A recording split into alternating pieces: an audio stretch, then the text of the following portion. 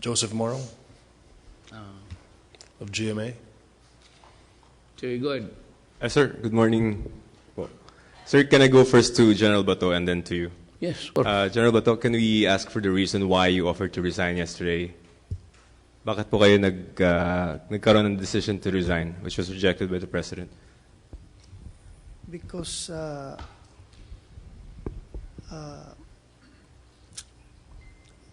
I want to give the President the free hand to choose somebody who can replace me and do the job as expected. I don't want to belabor the President for whatever misdeeds that the PNP has done. I don't want to add more embarrassment to the country. Sir, there have been criticisms of the Tokhang before, but why is this different now? This incident, sir, dun sa kay Santa Isabel, did you think that it affected the credibility of the campaign? Yes. Yes. Okay. Sir, Mr. President. Sorry. Actually, ganito. Told me, nahiya lang siguro sabi niya, sir, to protect the image of the police, I'll offer to sacrifice. But that's a good statement. I appreciate that. Na para mawala na yung reputasyon namin, madali pa sa you have committed nothing. Iba yung iskandalo kung ikaw. And also the trust. Mahirap ng trust. Sabi nga nila, puro taga Davao. Wala akong magawa. Ito rin mga dumaan sa akin. At ito hindi naman matatagal itong Danao na ito kung corrupt yan. Tapos tarantado. I mean, there might be temptations, but I'm sure that they will resist it. Kasi siguro na alam nila na it will destroy the friendship and relationship. Sir, if I may ask a question. So why did sige, go ahead. If you want to read something, sir. Sige. Sir, why did you think, sir, that Dumlao is the mastermind? And where do we place Santa Isabel in the scheme of things, sir? Well, because he said that he's now a suspect. So nandiyan ka sa barracks, dapat hulihin ka. Suspect ka na eh. Mm-hmm. And has to be investigated. You have to be there for 36 hours, as a matter of fact. But because of the gravity of the charges and the very stupid crime that they committed, if I were Dumlao, I'd stay inside. I'm not trying to threaten you. Stay inside the prison. Do not go out, mag-shopping-shopping ka. Magmulmol ka na. Mamulmol ka talaga. Galit ako. Ibig sabihin. Kasi pati ako napahiya. Kaya doon pa sa criticism sa, I will not mention the place, that bakit raw ako pumunta sa birthday Bato na itong nangyari. Why? Should I lose my civility? Hindi ko pa nga alam kung anong kasalanan niya. I seldom attend parties, but kung yung mga sila, because they are my closest friends, I could not have succeeded in Davao. Totoo lang. Kung wala akong suporta na ito, ayun sila, si Brente, Danao, si Koy. Yan, ang chief of police ko rin yan. He used to be the aide camp of President Ramos before. They serve the full term of their assignment there. So wala naman, malaman ko nang malaman eh. Masabi yung mga video karera, mo na yan. Kulang man ang ano, but pati yung financial infrastructure ng ipasilip ko uli. Again, may isa pa dito, may mga tao, babae, magaganda, pinakita sa akin yung picture, kilala ko, punta doon kay Tugade, punta doon sa, na kilala na may blessing sa akin. Putang ina kayo. Huwag niyo gamitin pangalan ko. Sinabi ko nga,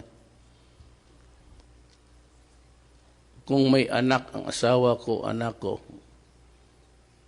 are into corruption with government projects or privileges, I will resign. I will resign. You have my word for that. Kung kayong mga gumagamit sa pangalan mo, sabihin ko sa inyo, kayong mga direktor, kayong ihulog ninyo sa hagdanan. Itulak ninyo. Alam mo, wala naman kasing naluloko kung walang loko-loko. Wala rin loko-loko kung walang magpanloko. Bakit ako kung ako ang gusto magyaman, ako na. Sabihin ko na sa inyo, yan. Bakit ibigay ko sa ibang tao? Kayong mga in public offices, don't ever grant or twist the rules just to accommodate anybody, because I am not into hindi ako na taga-recommend na po. So, pati itong si SPO3 Santa Isabel, yung apelyido niya, kawawa mo naman si Santa Isabel, ginamit pa niya pangalan. No? Gusto na tumaloy, nasa langit yun, gusto na tumaloy sa impyerno. Pinahiya niya yung, how could he have made 20 million in his lifetime? I'm not trying to derogate the family. Pasya lang mismo. How could you have earned 200? Kaya pasilip ko siya kung nakakaso ba siya noon at ano yung lifestyle nito. Kasi kung gano'n, that is what happens if you crave for material things you cannot afford. So kayong mga police, if you want better deal in life, get out and do business outside. Huwag rin kayong mag-gangster because I will say oversight. I will be forming about half a battalion of just kayo lang ang sundan kung anong hanap buhay ninyo. Kasi you're the one prone to commit crime again and again and again. Nasanay kayo eh.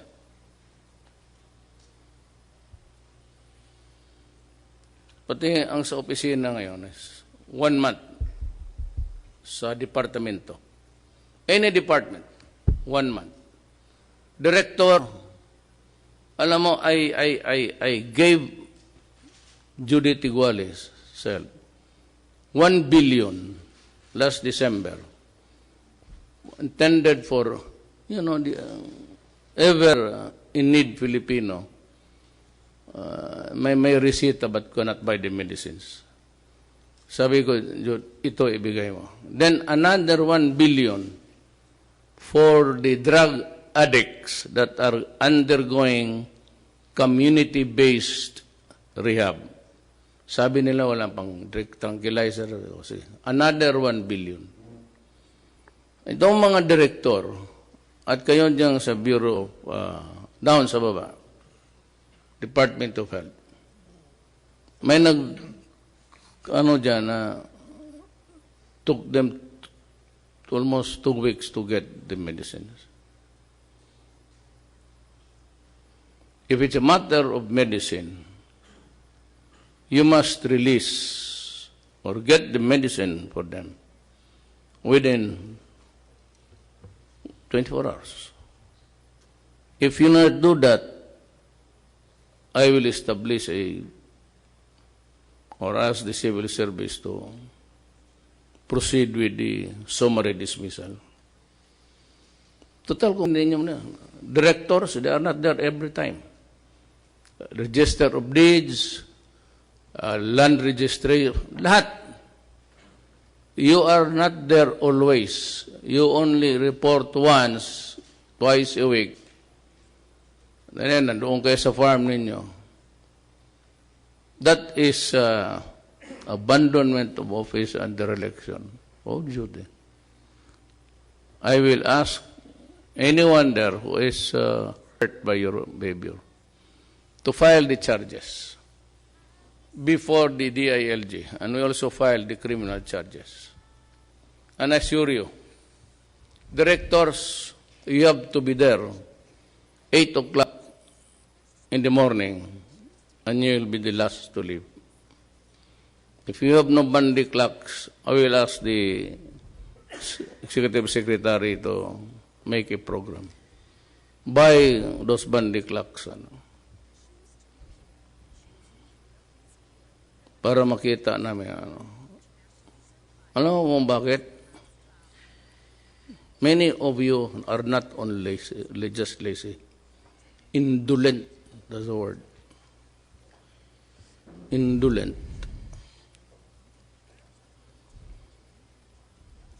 So, yan. Yan napapalo up.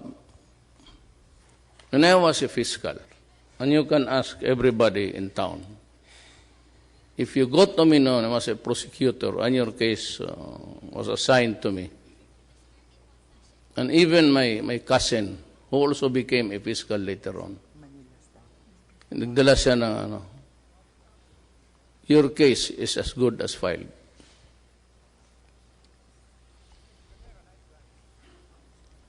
Your case is good. Mag-follow up ka sa akin, patay ka. Even how good or how meritorious. Find another way of doing it. Basta sigurado, basurahan yan.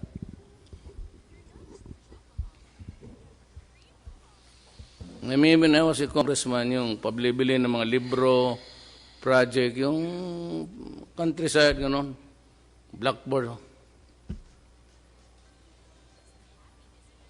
Okay, hingini ko sa gobyerno, daan. Gobyerno mas may magtrabaho.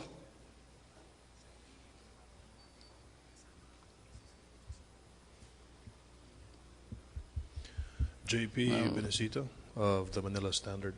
Good morning, Mr. President. Sir, I'll address the question to General Bato and Secretary Lorenzana po. Two different questions. Kay General Bato po, Sir, it was belatedly announced to the President that si Dumlao po was brought to the Camp Crame this Sunday noon. Sir, were you informed lately by your men na nakabalik na pala si Dumlao sa Crame this noon? Or paano po ba nangyari? He called up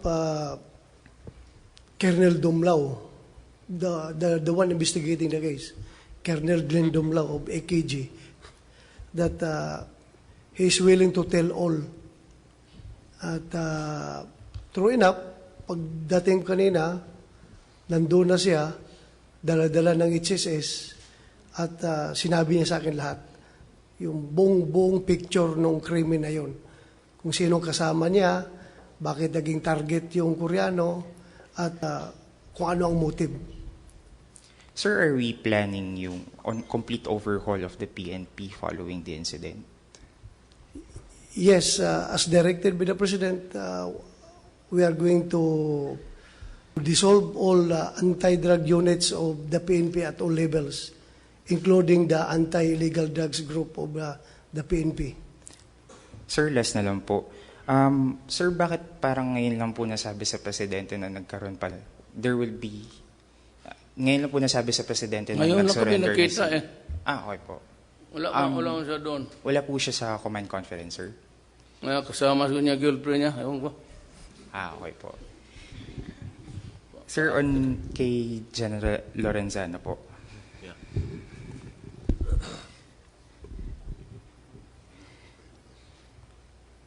Sir, the President was quoted as saying, I have also have the armed forces to exercise all available assets and all the weaponry that is available.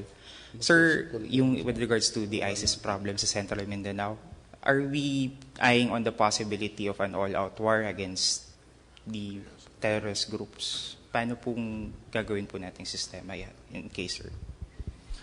We are we are using all the assets that are available in the area, and we believe that we already have sufficient assets there, the ground troops, supported by our air assets. Now, last 25 January, we used for the first time our FA-50s to deliver bombs, and it was also supported by the Broncos and helicopters. Plus, in the morning, yung mga artillery naman natin ang ginamit. Support our troops. So, you can say it is an all-out war against the Maoti groups in Lanao. Dahil nandun nga si Hapilon, Isnilon Hapilon, with 40 of his people from Basilan, with the intention of organizing the yung ISIS-connected group nila doon. So, that's what we are doing now. As I speak, our troops, siguro wala sila ngayon sa operation, but they will again resume tomorrow the operations. Sir, follow-up na lang po. Paano po ba natin tinitingnan gaano po kalaki yung ISIS problem in Central Mindanao? Ilang provinces yung affected? As of now, we are only looking at Lanao del Sur, yung area dyan sa Butig, because there is a sizable number of Maoti groups. Yung Maoti group na yan, I think they are about 100 to 150 armed men, pati yung mga support nila. And I think that is the purpose of the ISIS, kaya I think they asked Hapilon Isnilon to go there and organize yung kanilang grupo doon. So, kaya siya nandoon.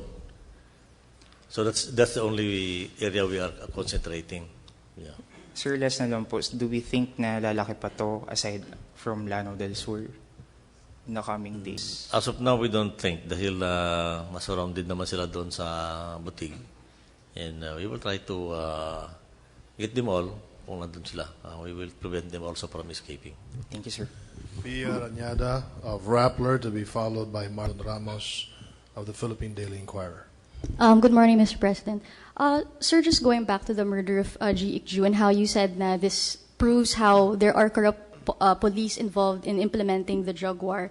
So how will this affect the implementation of Oplan Tokhang? And do you think this will, for example, what kind of measures are you planning to implement in order to change the way this drug war is implemented? Earlier you mentioned a possible oversight committee and also a narco-politics chief of command. Can you give us more concrete details of how this will be implemented? And will this possible overhaul of the Oplan Tokhang lead to an extension of the deadline of the drug war? Yes, itong cleansing, madali lang man. All you have to do is look at the records and how many policemen have had cases, mostly involving extortion, mga ganon. And if they are already reinstated, tapos na yan eh. So it was done legally. I'll just gather them, bring them new uniforms, new combat boots. I have to have a strong presence in Basilan and Inulo. Sila yung paunahin ko doon. Kung marunong ito manakot, magnakaw din, doon sila. Bahaski na, even if you are retirable. I have to know yan. Many places, Bungaw, they will have their sightseeing days before they go. But sir, how about the police who haven't been convicted of any crimes before, but they're involved in implementing the drug war? What kind of safeguards can citizens expect from the government to ensure that such corrupt policemen don't, for example, use the drug war as an excuse or a smokescreen to, kill them in their homes or on the streets? You mentioned an oversight committee. Is that what you meant? That you will have someone watch over these? Yes. The yung operations? Yung na-convict na tapos napaalis na, serving sentence, marami yan dyan sa Muntinlupa. And paglabas nila, all they know is really how to commit crimes to make a living. Madali lang man yan. Walang problema kung yan lang if that is the only thing that worries you. Just, may bagong listahan ako, aside from the drug lords, may listahan ako para sa kanila. Sir, is anyone specifically leading this overhaul of the drug war? But again? A specific unit? Are you creating anybody to implement or to have oversight over the drug war? No. Maybe because I have said I have raised the drug issue to the level of a national security. So that empowered me to get into the picture, military doing police work. And that is what is happening in Mindanao. Ang hindi nakalista doon, yung mga sundalo, sila yung entry, yung umuuna.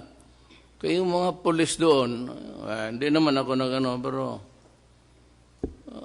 kaya ako have suffered losses. It's not only 3, 19 to 21. Puro drug, drug war yun. Sir, to clarify, the military will be over. Hindi tayo kumahalang sandali. Kasi sa Mindanao, meron ng ibang generation. Yung mga Kristiyanos na nagkasala, na convert into Islam, yun ang mga matindi. Ito yung mga hold-upper, sila yung the joint ISIS for protection. Kasi alam nila mamamatay talaga sila. At mamamatay talaga yan for a better or a secure environment. Yan sila. Isa yan sa problema natin. Tawag nila dyan, balik Islam. And they have converts all over Mindanao. So I am happy para isang grupo na lang ang harapin ko. Kung sabihin mo na it will maybe the violence will spread to other places. Maybe. But the armed forces and the Navy at this time can cope up. Sabi ko sa kanila, we will end the problem sa Lanao para wala na tayong problema. I'm declaring war. Just on my last question, yun dun sa deadline of your drug war, you extended it to March, diba? And then now you're saying that this revealed corruption in the police implementing the drug war. So does this mean, sir, that you plan to extend it yet again? Well, because the police are doing on the pretext of during the drug war, they are now a new strain of the original, itong mga kriminal, yung mga Chinese na malaking big time. And out of this was born itong mga police na gamit ng warrant on the pretext that they are arresting you or searching you for drugs. Ito yung mga bagong, ito yung mga police na criminal, as in criminal. So, nag-resurface na naman yung sakit nila. So, we'll have to deal it in the most expedient way. They will not be able to operate. I assure you. So, sir, how many months are you extending the drug war by? The drug war, I will extend it to the last day of my term. Sir, Kasi your wala goal of nakatapos. suppressing drugs will be until, hindi na po yung March deadline, but till the end of March, the term. wala na. March o patapos na. It should be during the last day of my term, 5 years plus. Sir, even if you promise nga po that you would suppress it by March, you're saying sa end of the term na lang. Wala na yung March. Hindi ko man nakalain. Mayor kasi ako noon. When I was making humbug, said, stop drugs, ang paradigm ko was limited to Davao City. Little did I know, when I became president and had access already to all information available. And to my horror, and the Filipinos saw it and everybody, including the human rights, thousands, hundreds of thousands Filipinos, surrendering every day. At ayaw nilang maniwala na yung bangag na na hindi na nag-surrender, yun talaga yung lumalaban. That's why kung may pera lang ako, I would require the policeman to have a camera. Yung camera kayo na sa ibang state sa Amerika. Mag-raid sila o tawagan ninyo ang media. Sabi ko nga sa kanya, huwag ninyong kalimutan si Pia. Mahilig yan. Ikaw una samahin nila. Para makita mo yung action. I will also provide you the camera so that you'll be able to get something out of it. Ha? Okay yan? Okay, sir. Okay ganyan? Okay. Totoo ha? Para yung, walain natin yung, let us do away with this. Every time there's a dead guy, doon sa tabulation ng mga stupido, AKJ ka agad, sira ba ulo ninyo? Ang patayan niya ba? Noong wala ba patayan sa galit? Yan lang kaya nga eh. Men judge best when they condemn. Yan ang problema niyan. Lahat ng kasalanan, husgaan mo doon na sa, isali mo na doon sa ayaw mo. Pero ako, I'm not running a popular. Yung rating ko might even go to 1 or 2. I do not give a shit. I have a duty to do. And I will do it. Wala akong pakialam. Alam ko lang na nanalo ako because I carried the message, the urgent and immediate message during the election was law and order and drugs. So kung babagsak ako na 2%, pasensya, walang pakialam. Basta trabahuin ko yung trabaho ko. Marlon Ramos of the Philippine Daily Inquirer, to be followed by Henry Uri of DZRH. Good morning po, Mr. President. Sir, during your discussions with the military and PNP officials, did you discuss the possibility of using your executive power, issuing executive action in dealing with the Mauti Group and other local terrorists in Mindanao? Yes. No, I'm the commander-in-chief of the armed forces. I think I'm the one sa Constitution. So I have I do not macromanage anything. I hate it. But they briefed me and they would tell me, these are the things that we recommend to you. So there are options. Ito gawin natin, ito, ganito ang mangyari. They have the projection. Ito, kung ito, may mangyari dito, pero civilian, maraming mamatay. So I try to balance it. And at the end of the day, I'll call Dilpin, sabi ko, go ahead. Because previously po, you declared a state of lawlessness. Yung after po nung incident sa Davao nung September, you declared state of lawlessness. Are you considering placing certain parts of Mindanao like Lanao, possibly, or Basilan under martial law? Did you consider that? When the time comes that they will be asking for it, I'll give it to them. Remember, it's Filipino. Kung kayo na ang maghingi, magsabi kayo, Mr. President, declare tayo ng martial law. Sabihin ko, mag-isip muna ako.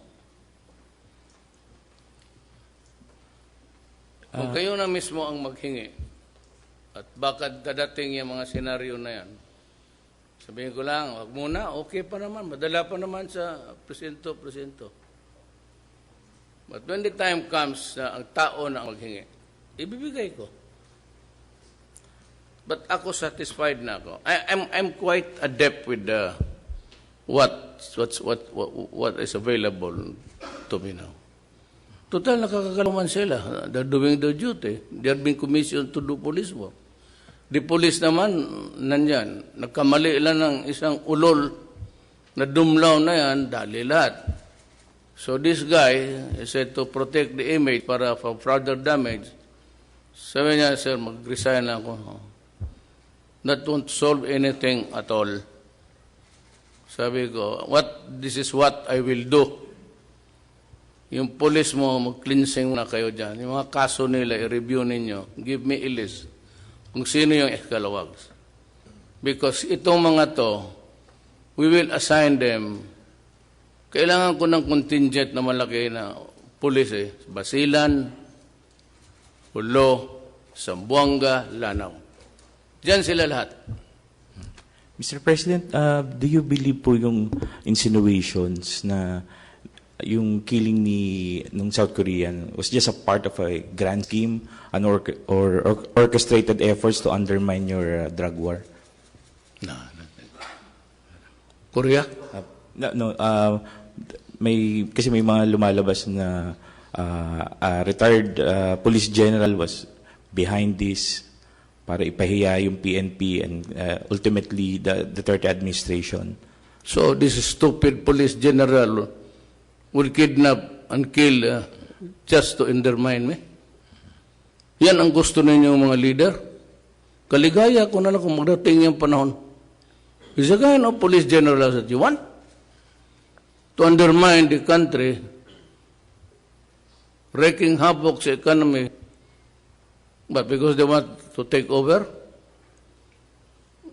to kill a Korean, burn him and flush him down the drain. Yan lang maisip na general na yan. Pakatur, putang ina niya. Sabihin mo yan sa general na yan, mahina ka talaga ang utak mo. Sir, last question, sir. Yung transfer po ng police scalawags in Mindanao, do you think that would solve the problem of corruption within the PNP organization? Hindi kasi acquitted. Acquitted means he's innocent. So, talo ako because I would never know how many cases were filed against police before. And the way they handle things just to get acquitted. Kakaramihan yan, siputan, o kaya yung mga process server, bayaran nila, sabihin nila, wala na dito yan. So, acquitted, so they're clean. So ako nagduda ako, so I want a strong presence in Basilan and in Hulo. Ayaw mo pa-assign doon, umalis ka sa police.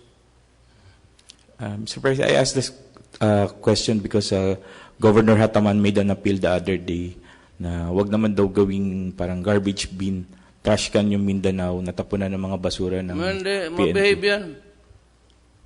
Sabi yung kaya taman, huwag mo nang problemahin yan. Tawagan mo Abu Sayyaf. Mababago nyo, bagay, babagawin ito mga sundalo ko. Ito na lang pulis. Ito na, unahin ninyo. Thank you, sir. Henry Uri of DZRH to be followed by Ace Romero of the Philippine Star. Good morning, Mr. President, and I have also a question for General De La Rosa. I'll go first to General. Napakataas ng tiwala sa inyo ng ating Pangulo. Hindi kayo pinayagang mag-resign. Ano ho ang aasahan ngayon ng taong bayan sa mga susunod na araw at buwan ng inyong panunungkulan? Well, just do my work. I'm asking po, General De La Rosa, ano po ang aasahan sa inyo ng taong bayan na kapalit ng napakataas na tiwala ng Pangulo? Well, yes, though. Siya itanong mo? I will do my job to the best of my ability. And I hope I will not fail the President and the Filipino people.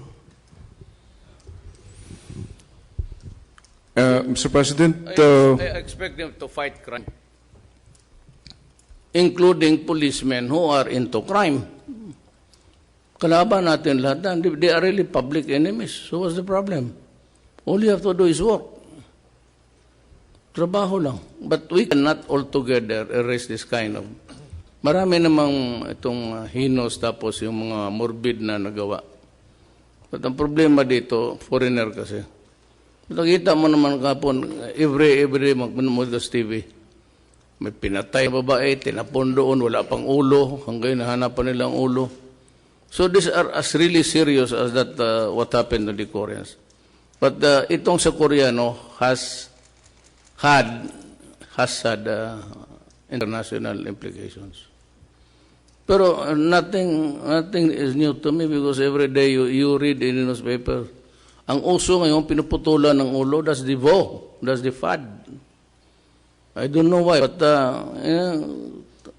ang akin lang sabat, if we cannot really prevent it, at least we can get the perpetrators. Mas maganda yan, dead or alive. Sa inyo pong kampanya laban sa droga, binigyan ninyo ang inyong sarili ng hanggang sa katapusan ng inyong termino. Ang korupsyon, ilang buwan, taon ninyo binibigyan ng inyong sarili para matapos ito? Corruption? I will never know the criminal minds in government. I do not, unfortunately, I am not a psychic to read into the minds of who are the directors and who are the employees of government who are corrupt. But as fast as we discover them, kaya even the indolent ones, sabi ko, I will go for the board of summary dismissal. Pero sinabi ko, hindi na bali may mga krimen mangyari. But it's important, as I said, this government will be clean. I am referring myself to the cabinet members and me. Kasi ang malaking magnanakaw noon, pati yung train MRT kung anong ang mga opisyal, ang Secretary of Transportation, ang Secretary, it was all corruption. Pero yung sa baba, for all you know, mga rekomendado nila yan, kanilang tao yan. I cannot read a criminal mind. But I can only show them an example. Sampulan mo, for those who are not really reporting, that's a crime if there's a dereliction of duty. All you have to do is, kaya nga na yung 888A. The 8888 is the sounding board. You name the official, his function, what you ask, at anong ginawa niya, how much. Lagay mo dyan, kasi tawagan ko yung director na yan, sipain ko yan sa harapan mo. Kung ginawa sa iyo yan, report mo. Patawag ko dito, dyan, sa isang kwarto. Sipain ko, tapos file natin ang kaso. Alright, thank you. Totoo yan. Dali mo, pag pinatawag ko, patawag kita kung ginawa sa iyo. He will get a kick in the ass. Ace Romero of the Philippine Star to be followed by Dexter Ganibe of DZMM. General De La Rosa, you mentioned that Colonel Dumlao already told you everything he knows. Can you give us details about their racket? No. I will not allow him to answer that. Okay. You just wait for the official investigation. But okay, but it's not complete. He might say something here which is half true or half false. Then he would be again put to task for. Kung nandiyan na yung investigation na written in black and white, then you can say, ask something out of this. Okay. Kasi nga hindi pa kompleto eh. Nasasabi lang kasali dyan. Put it in writing first. Baka mag-renege eh. Kasi pag pasok ng abogado, sabi, putang ina, huwag kang mag-admita dyan.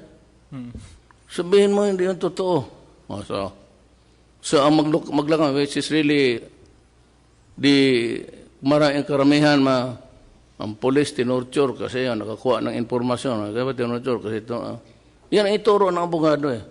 Remember that for every criminal case, the style now is to file a countercharge.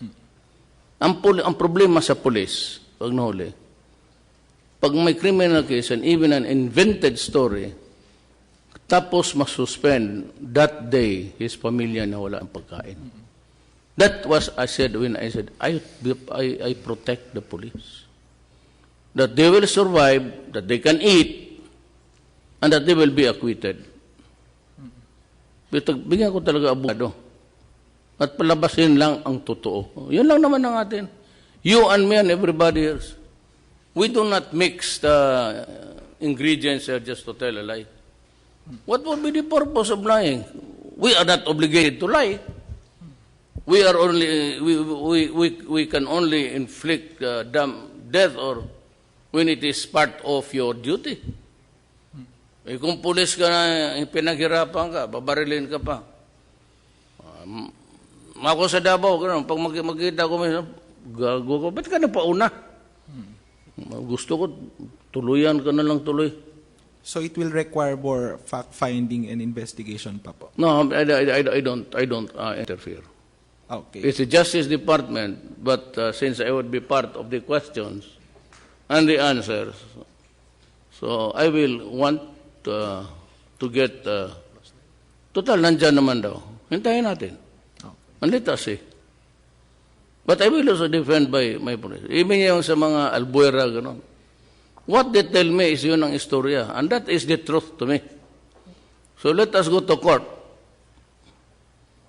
When I said I will protect the police, I will protect the police. I will not protect lying. But kung sinabi niya yan ang nangyari, saan ako magniwala? Doon sa mga ulol ng gwardiya. Naturally, I will have to, military, magsabi yan ang nangyari. I expect them to tell me the truth and only the truth and nothing else. Wala man kaming obligasyon dito na magsinungaling.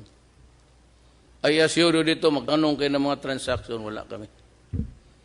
Walang transaction sa na dumadating sa lamisa ko. Project MRT, walang papel. Tingnan mo yung, you can go to my office there. Okay. Thank you po. Dexter Ganibe of DZMM, to be followed by Bianca Dava of ABS-CBN Channel 2. President, good morning. Sir, noong June ng 2016, nagpadala ng judicial request ang India sa Pilipinas, kaugnay dun sa Pinay na na-involve sa pag-recruit ng ISIS sa India. Ano na po ang... At may mga balita po na sinasabing nahuli na po ito. Mayroon po ba kayong may bibigay na update? You know, the ISIS is recruiting everybody. The ISIS, sabi nga nila, come hell or high water, they will establish the caliphate.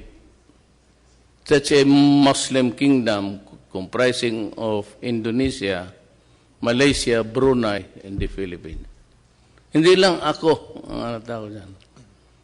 But I said, for as long as I am president, it might be bloody, but I would not give an inch dito. Well, if they occupy a certain municipal building, I'll just give you maybe to your pleasure one day, but I will bomb you. I will use the bombs and the heavy artillery and all. Kaya bago ko pumasok, so yung mamatay dyan, sorry na lang, collateral damage. Even if the victim is a Christian or a Moro, sabi ko, there is a war going on and they have my support all the way. Pangalawang issue po, Mr. President, yung binanggit niyo po na arms depot ng US, pwede niyo po bang palawigin pa yung ibang detalye kung may bibigay pa kayong karagdagang detalye? Wala ano pa. Sa sinabi lang nila, there was this footage na binababa nila yung tangke. They are deploying it in certain areas. Basa. Pag mag-ira yan, magpunta yung Amerika, mag-asaran sila, hindi ako sasali. Bakit ipasubo ko Pilipinas? Sabi na nga China, mag-usap tayo, and I give them my word of honor. Ganon ang nangyari. Wala mag-gira. Follow up po. Kung may mga reports na po na nagbababa ang US ng arms doon sa areas ng Pampanga. You have to stop it and remove it. I will demand. I will ask to call the ambassador. Tell him, do not do it. So magkakaroon po ng diplomatic protest, magka-file po tayo sa US? Well, I said, basta bayan ko, wala na tayong pinag-usapan, Adre. Which is to the interest of my country. Wala tayong pag-usapan. Yan is yan. Huwag mong lagyan yan. Kaya targeting ng missile dyan, malapit lang sa Palawan, 2 minuto, dadating na yan dyan. Of course, in a war or conflict, there's always the supply line. Pag naubos yan, dito nakunin sa depot. That's a permanent facility. Worse than the bases kasi puro explosive yan. Anong Amerikano? Sir, pangatlong issue, nababanggit niyo po yung almost 40% ng PNP ay nasanay na sa korupsyon. May mga ibang na-reinstate. At Totoo yan. Yun ang pinaimbestigahan niyo. Totoo yan. Sir, ang nagre-reinstate po ng mga pulis ay ang NAPOLCOM. Ano pong plano niyo po sa National Police Commission? Sila po kasi yung nag-handle ng mga kaso against sa mga I told police. them na ano na lang, sabi ko kay Bimbong, you better alert itong National Police Commission. Marami yan silang commissioners dyan. They can always handle the investigation.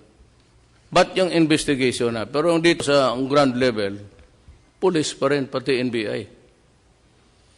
Hindi mga guys sa Amerika, when there is a case, it's being handled by a federal guy. There are some states that before the police can begin or embark on anything connected with police work, there is always gaya ng Britain or France, it must always be handled by a judicial, quasi-judicial.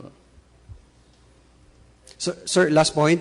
Nabanggit nyo kanina na i-dissolve lahat ng mga anti-drugs group sa PNP. Nabanggit nyo. Ano pong ibig sabihin nyo po doon? At mag-create ng bago? Or hindi pa. Bago ka raban dati.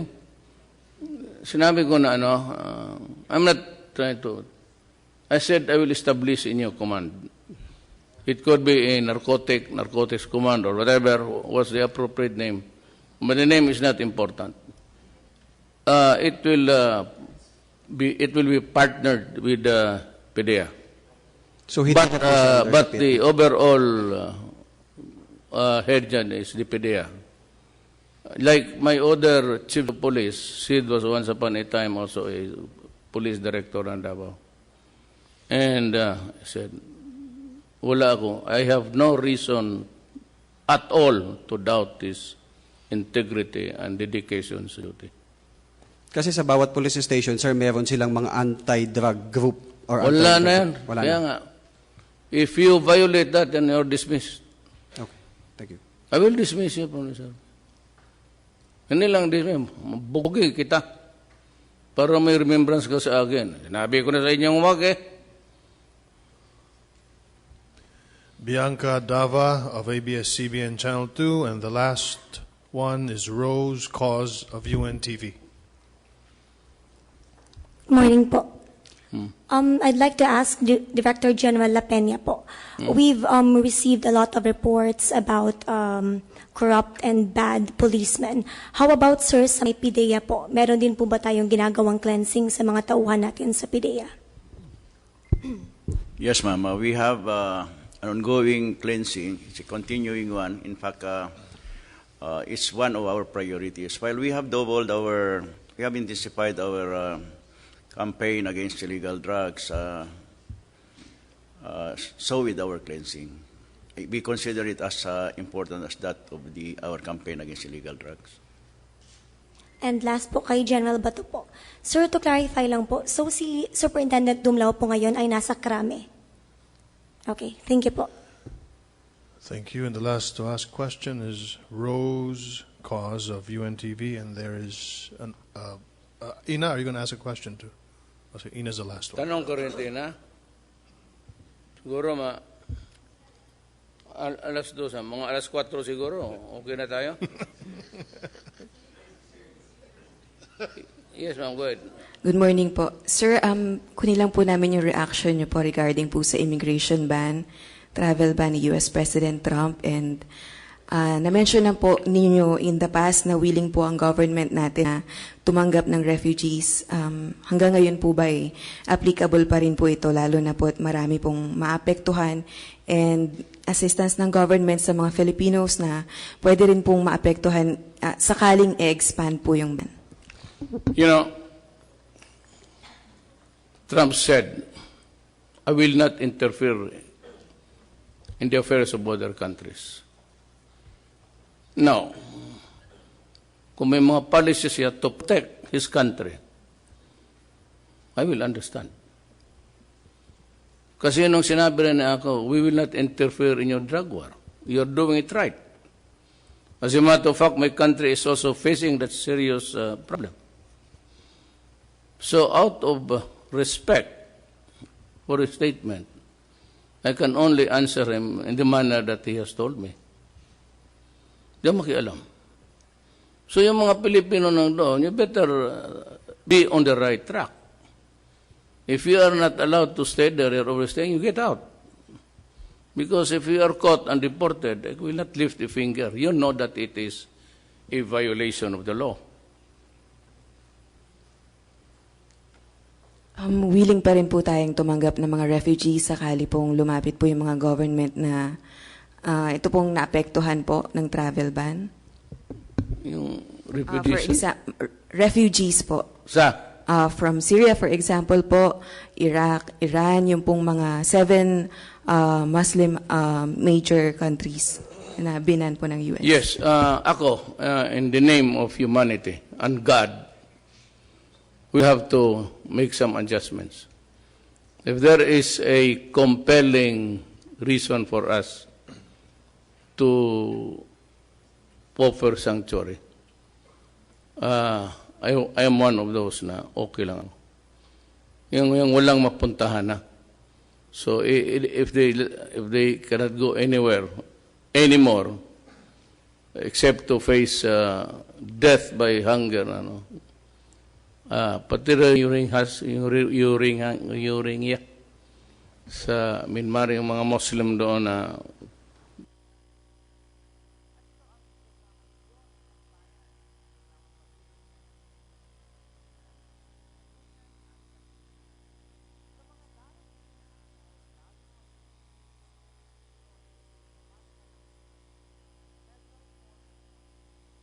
matter of handling them. Just like we did with the Vietnamese.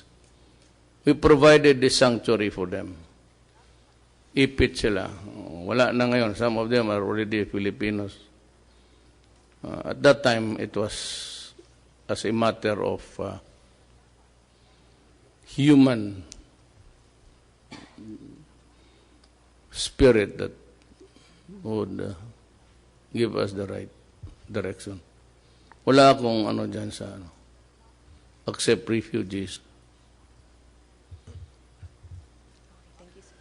The last question is from Ina. Ay, si Ina, salamat. Huli na to, sir, at maikli lang. This is for you and Secretary Lorenzana. Sir, yung pronouncements ninyo about the U.S. depots, does that in any way affect the implementation of EDCA this year? Because I understand the U.S. will be building facilities in some of our bases already.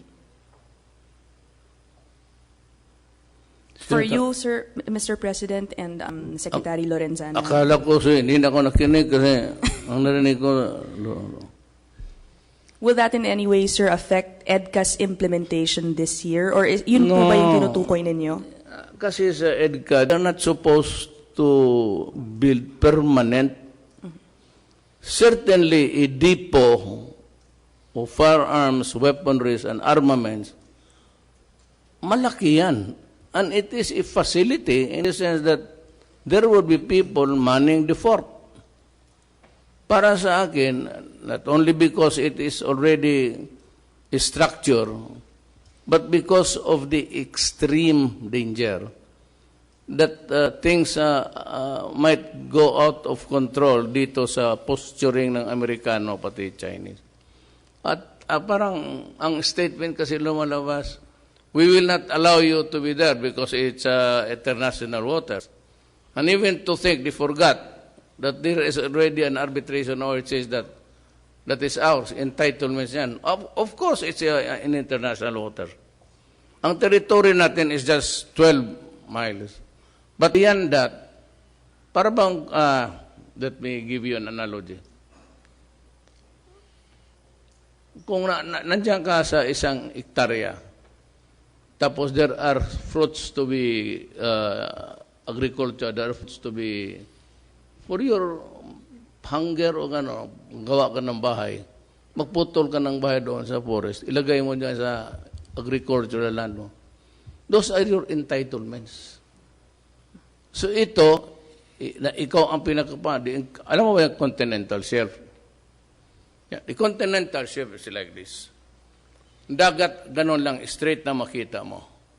Pero underwater, may lupa yan.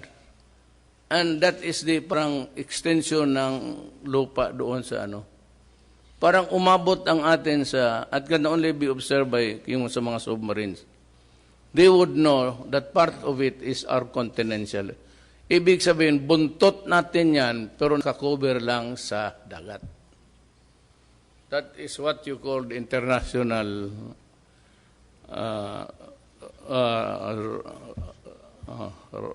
rational sa iyo yan kay dito, nakita mo, pero yung tubig, mayroon pa man dyan sa baba. Kung ang structure ng tubig, yung terrain, umabot doon sa iyo, yun.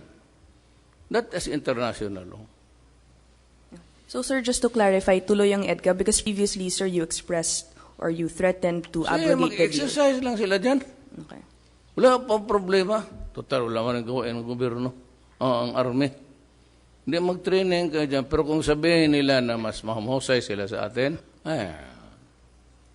thank you, sir. Sila panturuan ng sundalo natin. Ang maganda lang sa kanila because they are gifted with there's an old government, an old country, and they have developed so much for America is a war machine. If they don't stop going to war, the economy of state of California would will collapse. Nandoon yung Boeing, nandoon yung doon ang eroplano ginagawa. Thank you, sir. Thank you, Mr. President. Thank you, members of press, and to the viewers of Channel 4 and our Facebook Live. Thank you so much. In 7 hours, it's Miss Universe already. I apologize again for calling you in so late, but I also have discussed na, you know the problem. So, salamat po.